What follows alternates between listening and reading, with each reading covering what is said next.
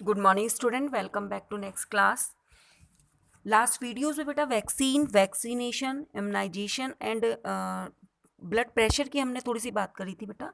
Next topic हम यहाँ पे आज कुछ डिजीज़ हैं उसके बारे में डिस्कस करेंगे। तो यहाँ पे कॉलम में बेटा आपको नेम ऑफ डिजीज़, सेकंड है बेटा जो उसके कॉजिटिंग ऑर्गेनिज्म है, यानी किसके थ्रू वो बीमारी फैलती है, फिर उसका मोड क्या है, मेन सिम्टम्स क्या होते हैं, और प्रिवेंशन एंड कंट्रोल के बारे में बेटा हम थोड़ा बात करेंगे। तो फर्स्ट अगर डिजीज़ की हम बात करें बेटा, दिस मलेरिया। इसका जो कॉजिटिव ऑर्गेनिज्म है, दिस इज द प्लाज्मोडियम, और ये प्रोटोजोआ जो फैमिली होती है उससे रिलेटेड होता है बेटा। नेक्स्ट मोड ऑफ जो इसका मोड ऑफ इन्फेक्शन है वो फीमेल एनोफ्लीज मॉस्किटो होता है बेटा। एक और इम्पॉर्टेंट टर्म है, एक्चुअल में जो फीमेल मॉस्किटो होता है बेटा वो ही काटता है, जबकि जो मेल है वो मतलब नहीं काटता, केवल फूलों का रस ही एब्जॉर्ब यानी सोख सकता है, यानी फीमेल जो है वो ही काटती है बेटा। ठीक है, तो फीमेल एनोफ्लीज मॉस्किटो है।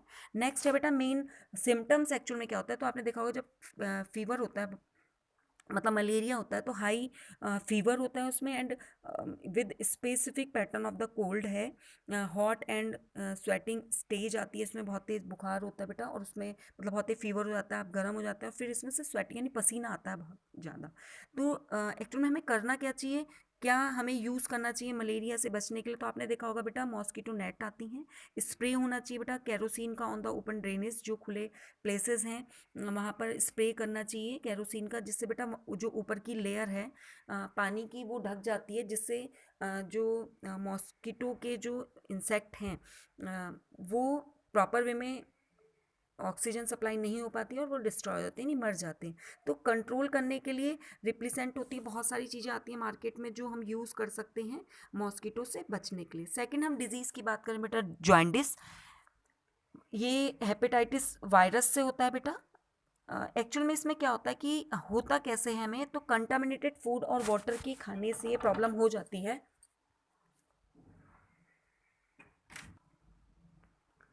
तो जॉन्डिस जो है बेटा वो हेपेटाइटिस वायरस से स्प्रेड होता है। Next contaminated food and water, इसका मोड ऑफ इन्फेक्शन है। इसमें बेटा क्या होता है, हाई फीवर होता है, हेडक की प्रॉब्लम हो जाती है, वोमिटिंग आती है, और डार्क येलोइश यूरिन आता है बेटा इसमें। ये एक्चुअल में पीलिए की जो बीमारी होती है उसको जॉइंटिस बोलते हैं। ठीक, तो एक्चुअल में क्या होता है इससे बेटा, कंडीशन से जो अवॉइड द फूड जो होता है वो नहीं कहता, गुड हाइजीनिक, यानी इसमें बहुत ज़्यादा ध्यान रखना होता है अपना।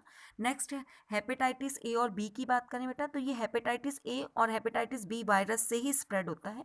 ये कंटामिनेटेड जो निडल है, जैसे सुई जो बेटा जो हमें निडल है जैसे इंजेक्शन हम लेते हैं वो यूज़ हो जाए, या ब्लड का जब ट्रांसफ्यूज़न हो रहा हो, या सेक्सुअल कॉन्टैक्ट के थ्रू भी ये डिजीज़ स्प्रेड होती है।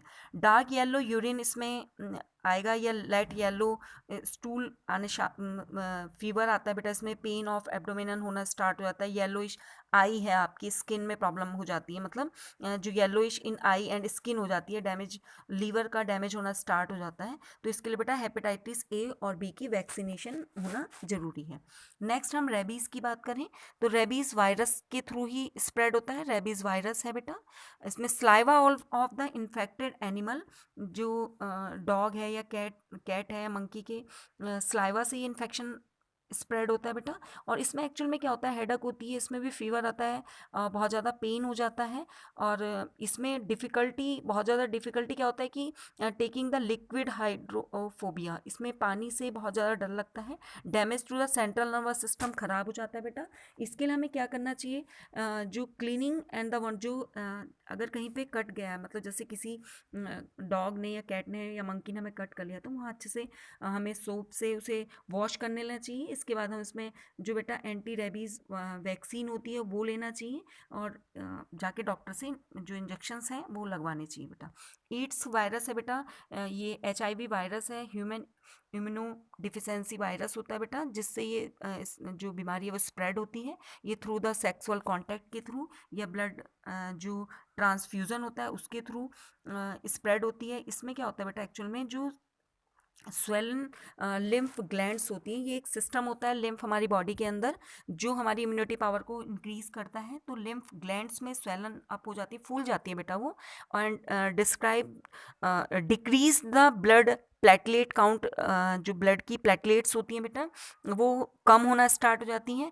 और डिजीज इम्यूनिटी जो है सॉरी आपकी जो इम्यूनिटी है बेटा वो डिक्रीज होना स्टार्ट हो जाती है। इसमें भी फीवर होता है और बहुत ज़्यादा वेट लॉस होना स्टार्ट हो जाता है। तो इसके लिए बेटा क्या होता है कि जो सेक्सुअल कांटेक्ट है उसके विद द अननोन पर्सन से अवॉइड होना चाहिए और नो इफेक्टिव ट्रीटमेंट सो फार। ठीक, नेक्स्ट है बेटा ट्यूबरक्लोसिस की हम बात करते हैं। तो ट्यूबरक्लोसिस में नेक्स्ट है बेटा इसमें ट्यूबरक्लोसिस की हम बात करते हैं। तो ट्यूबरक्लोसिस में माइक्रोबैक्टीरियम ट्यूबरक्लोसिस बैक्टीरिया के थ्रू ये डिजीज स्प्रेड होती है। Inhaling infected droplets releasing by the coughing sneezing of the wild, जो इन्फेक्टेड पर्सन होता है बेटा उससे अगर जैसे खांसते हैं या उनका कफ होता है उसके थ्रू जो ड्रॉपलेट्स होती हैं वो जो नॉर्मल फंक्शन जो नॉर्मल पर्सनस होते हैं उनके ऊपर अगर आ जाती है तो बेटा उससे भी ये बीमारी फैल जाती है। इसमें क्या होता है बेटा लंग्स में या टीबी का कफ हो जाता है, चेस्ट में बहुत ज़्यादा पेन होती है, ब्लड स्टेन स्टम्प हो जाते हैं, बहुत ज़्यादा स्वेलिंग की प्रॉब्लम आ जाती है। तो इसके लिए बेटा गुड हाइजीनिक होना चाहिए, स्टेलाइज कंडीशंस होनी चाहिए, बीसीजी का वैक्सीनेशन आपको होना चाहिए। ठीक, नेक्स्ट हम टाइफाइड की बात कर रहे थे। टाइफाइड में सैल्मोनेला बैक्टीरियम के थ्रू ये इसका ऑर्गेनिज्म है। Infected could spread it by the contaminated hand, यानी एक दूसरे की हाथ अगर कंटामिनेटेड हो या वाटर एंड फूड कंटामिनेटेड हो तो ये टाइफाइड की बीमारी बेटा स्प्रेड होती है। इसमें भी क्या होता है बेटा कि टिपिकली फीवर आता है, टेम्परेचर बहुत ज़्यादा हाई हो जाता है एंड 7 to 8 डेज में बहुत ज़्यादा प्रॉब्लम होती है। हाई फीवर होता है second week end gradually decline हो जाता है थर्ड एंड फोर्थ वीक में। ठीक है, प्रॉपर हाइजीन इसमें भी ध्यान रखना चाहिए बेटा। टीएबी का वैक्सीनेशन इसमें भी होना चाहिए, वैक्सीन का प्रॉपर हमें ध्यान रखना चाहिए इसमें भी। नेक्स्ट है बेटा डायरिया की बात करते हैं। तो डायरिया भी बेटा क्या होता है ई कोलाई बैक्टीरिया के थ्रू, ये भी कंटामिनेटेड फूड एंड वाटर के थ्रू ही स्प्रेड होता है। फ्रिक्वेंट लॉस होता है, लूज मोशंस होना स्टार्ट होता है, वोमिटिंग हो जाती है बेटा, डिहाइड्रेशन की प्रॉब्लम हो जाती है, हाई फीवर हो जाता है और वेट लॉस होता है बेटा। तो यहाँ पे प्रॉपर यहाँ भी हाइजीन का हमें ध्यान रखना चाहिए। ओआरएस का जो लिक्विड होता है बेटा वो टाइम टू टाइम लेना चाहिए क्योंकि इसमें पानी की कमी आ जाती है बॉडी के अंदर। डोज ऑफ एंटी बायोटिक्स आती हैं उनको हमें यूज़ करना चाहिए बेटा। लास्ट हमने ऑलरेडी आपको पोलियो वायरस के बारे में एक्सप्लेन किया हुआ है। तो पोलियो जो डिजीज़ है वो बेटा वो पोलियो वायरस के थ्रू स्प्रेड होती है, कंटामिनेटेड फूड एंड वाटर। इसमें एक्चुअल में आता है पैरालिसिस का अटैक होता है बच्चों की, जो स्टिफनेस इन नेक होता है या उनकी जो बॉडी है बेटा वो उन पे अटैक होना स्टार्ट हो जाता है।